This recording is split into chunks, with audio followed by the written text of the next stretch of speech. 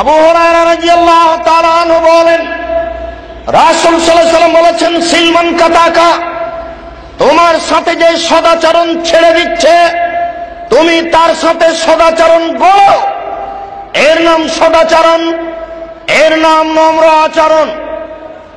আবু হুরায়রা রাদিয়াল্লাহু তাআলা আনহু বলেন, রাসূল সাল্লাল্লাহু আলাইহি সাল্লাম বলেছেন, আল মুমিন লিল মুমিন কাল বুনিয়ান ইয়াশুদ্দু বাযুহু বাযান। একজন মুমিন আর একজন মুমিনের জন্য প্রাচীরের মতো। একটা ইট যেমন আর একটা ইটকে ধরে আছে, ঠিক মুমিন তেমন। রাসূল সাল্লাল্লাহু আলাইহি ওয়াসাল্লাম বলেন, আল মুমিনুনা কারাজুলিন ওয়াহিদ। সারা পৃথিবীর মুমিন একজন মানুষ। ইনস্তাকা আইনুহু ইস্তাকা কুল্লুহু। যদি চোখে ব্যথা হয় সম্পূর্ণ শরীরে ব্যথা হয়। ইনস্তাকা রাসু ইস্তাকা কুল্লুহু। যদি মাথায় ব্যথা হয় সম্পূর্ণ শরীরে ব্যথা হয়। এর নাম মুমিন। এইভাবে ঈমান নিয়ে সদাচরণ দেখাতে হবে। সম্মানিত উপস্থিতি, সদাচরণের দুইটি দিক। প্রথম দিক হচ্ছে মুখ। মুখ দিয়ে সদাচরণ প্রকাশ পায়। একটু খেয়াল করুন আমার দিকে। আবু হুরায়রা রাদিয়াল্লাহু তাআলা আনহু বলেন, রাসূল সাল্লাল্লাহু আলাইহি ওয়াসাল্লাম বলেছেন, ইন্না ফিল জান্নাতি লা গুরাতিরা যাহিরুহু মিন বাতিনিহা ওয়া বাতিনুহু মিন যাহিরিহা। জান্নাতে কতগুলি ঘর রয়েছে যার বাহির থেকে ভিতর দেখা যায়, ভিতর থেকে বাহির দেখা যায়। এত উন্নত মানের ঝকঝকে টকটকে পদার্থ দ্বারা তৈরি। এই পর্যন্ত বলতে সাহাবীগণ বললেন, লিমান হাযিহি, আল্লাহ রাসূল এত দামি ঘর কে পাবে, এত দামি জান্নাত কে পাবে? তখন তিনি বললেন, এক, লিমান আলানাল কালামা, যার মুখের ভাষা নরম সেই পাবে। দুই, আতামাত তামা, দুস্থ গরিব ফকির মিসকিনকে খেতে দিল। তিন, আদামা সিয়ামা, নফল রোজা সিয়াম থাকলো। চার, সাল্লা বিল্লাইল নাসু নিয়াম, মানুষ যখন ঘুমিয়ে তখন সালাত আদায় করলো। সম্মানিত উপস্থিতি, কথা অতীব জরুরি।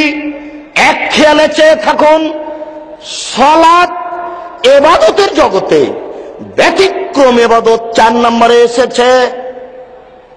আর সবচেয়ে দামি ইবাদত সিয়াম, রোজা 3 নম্বরে এসেছে। দুস্থ গরিব ফকির মিসকিনকে খেতে দেওয়া 2 নম্বরে এসেছে। 1 নম্বরে এসেছে মুখ ভালো যার, সেই পাবে দামি জান্নাত।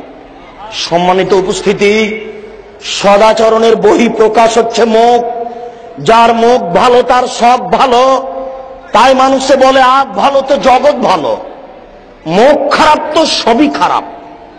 মুখ দিয়ে মানুষকে কষ্ট দেওয়ার চেষ্টা করিয়েন না। মুখ বন্ধ করুন। জান্নাত পাওয়ার 3টা মাধ্যম, তার একটা মাধ্যম হলো মুখ বন্ধ করুন। জরুরি কথা ছাড়া মুখে ব্যবহার করবেন না, সহজে জান্নাত হবে। সম্মানিত উপস্থিতি, সদাচরণের বহিঃপ্রকাশের দ্বিতীয় পথ হচ্ছে দুস্থ গরিব ফকির মিসকিনকে খেতে দেওয়া। এক খেয়ালে চেয়ে থাকুন, অত্র হাদিসে দামি জান্নাত পর 2 নম্বর পথ হলো দুস্থ গরিব ফকির মিসকিনকে খেতে দেওয়া। আব্দুল্লাহ ইবনে আমর রাদিয়াল্লাহু তাআলা আনহু বলেন, রাসূল সাল্লাল্লাহু আলাইহি ওয়াসাল্লামকে জিজ্ঞাসা করা হলো, আইউল ইসলামে খায়, আল্লাহ রাসূল, ইসলামের সবচেয়ে ভালো কাজ কি? মানুষের জীবনে সবচেয়ে ভালো কাজ কি বলেন তো আল্লাহ রাসূল? মানুষের জীবনে সবচেয়ে ভালো কাজ কি? তখন আল্লাহ রাসূল উত্তরে বললেন, তুতি মুত্তম, দুস্থ গরিব ফকির মিসকিনকে তুমি খেতে দিবা, এটা হলো তোমার জীবনের সবচেয়ে ভালো কাজ। 2, তাকরাউ সালাম আলামান আরাফতাম আল্লাম তারিফ, তুমি যাকে চিনো তাকেও সালাম দিবা, যাকে চিনো না তাকেও সালাম দিবা। মোবাইলে রিং হচ্ছে, অন করে যদি বোঝা যায় যে এটা হিন্দুর নাম্বার, তাহলে আপনি বলুন ধন্যবাদ।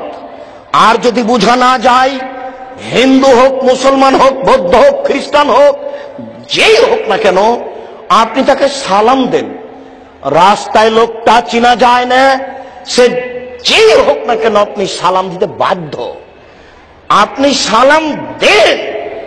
বিড়ি সিগারেট খাচ্ছে, আজান দিচ্ছে, কোরআন তেলাওয়াত করছে, সালাত আদায় করছে, পেশাব করছে, পায়খানা করছে, সালাম দেন। ভাত খাচ্ছে, সালাম দেন। সালাম দেওয়া যাবে না এরকম কোন জায়গা পৃথিবীতে নেই। 14 জায়গাতে সালাম দেওয়া যাবে না, কথাটি ডাহা মিথ্যে, নগদ মিথ্যে কথা। সালাম দেওয়া যাবে না এরকম কোন জায়গা পৃথিবীতে নেই। উত্তর দেওয়ার একটু ভিন্ন দুইটা পথ আছে। আমি সালাত আদায় করছি, আপনি সালাম দিলেন, আমি মুখে ওয়ালাইকুম সালাম বলতে পাবো না, আমাকে হাত দিয়ে আঙ্গুলটা উঠিয়ে বলতে হবে ওয়ালাইকুম আসসালাম। আঙ্গুলটা উঠালে হয়ে গেল ওয়ালাইকুম আসসালাম, মুখে বলা যাবে না।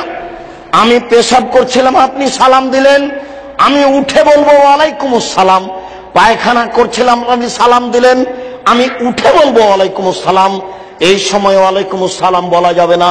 সম্মানিত উপস্থিতি, মানুষের জীবনে সবচেয়ে দামি কাজ হচ্ছে দুস্থ গরিব ফকির মিসকিনকে খেতে দেওয়া, যেটা নম্র আচরণের, ভদ্র আচরণের বহিঃপ্রকাশের দ্বিতীয় পথ। চেয়ারম্যান, এমপি, মন্ত্রীর জুতা সবাই সোজা করে, ফকিরের জুতা কে সোজা করে? ফকির দরজায় ভিক্ষে চেয়েছে, 2-3 বার চাওয়াতে মেজাজ গরম হয়ে গেছে, খুব ব্যস্ত আপনি, আপনার স্ত্রীও ব্যস্ত, বলছে যাও তো এখন। আপনি কি তার চেয়ে বেশি ব্যস্ত? তাকে আপনার দরজা থেকে আরেকজনের দরজায় যেতে হবে, আপনার চেয়ে তারই টেনশন বেশি। অতএব আপনি তাকে কথা এইভাবে বলিয়েন না। সম্মানিত উপস্থিতি, একটু আবু হুরায়রা রাদিয়াল্লাহু তাআলা আনহু বলেন, রাসূল সাল্লাল্লাহু আলাইহি ওয়াসাল্লাম বলেছেন, আস-সাই আলাল আরমালাতু আল মাসাকিন কাল মুজাহিদে ফি সাবিলিল্লাহ আস-সাইম লা ইফতারু আল কায়েম লা ইফতারু। কেউ যদি দুস্থ গরিব ফকির মিসকিনকে খেতে দিতে পারে, বিধবাকে দেখাশোনা করতে পারে, তাহলে 3 ধরনের নেকি পাবে। কাজ 2টি, নেকি 3টি। কাজ 2টি, নেকি 3টি। এক, আল্লাহর পথে যুদ্ধ করে যত নেকি হয়, দুস্থ গরিব ফকির মিসকিনকে খেতে দিলে তত নেকি হয়। 2, নিয়মিত মনোযোগ সহকারে ভয় ভীতি নিয়ে তাহাজ্জুদ পড়লে যত নেকি হয়, দুস্থ গরিব ফকির মিসকিনকে খেতে দিলে তত নেকি হয়। 3, নিয়মিত নফল সিয়াম পালন করে যত নেকি হয়, দুস্থ গরিব ফকির মিসকিনকে খেতে দিলে তত নেকি হয়। ভালো করে বুঝুন, কাজ 2টি, নেকি 3টি। 1, বিধবাকে দেখাশোনা করা। 2, ফকির মিসকিনকে খেতে দেওয়া। ফকির মিসকিনকে খেতে দিলে 3 ধরনের নেকি হবে। 1, আল্লাহর পথে যুদ্ধ করে যত নেকি হয়, দুস্থ গরিব ফকির মিসকিনকে খেতে দিলে তত নেকি হয়।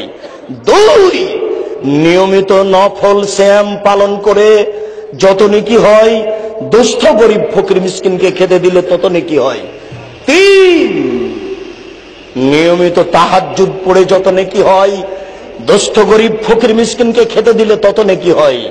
একটু সম্মানিত উপস্থিতি, জাহান্নামীরা যখন জাহান্নামে চলে যাবে, জান্নাতীরা যখন জান্নাতে চলে যাবে, তখন জান্নাতীরা জাহান্নামীদেরকে বলবে, মা সালাকাকুম ফি সাকার, কি জিনিস তোমাদেরকে জাহান্নামে প্রবেশ করালো?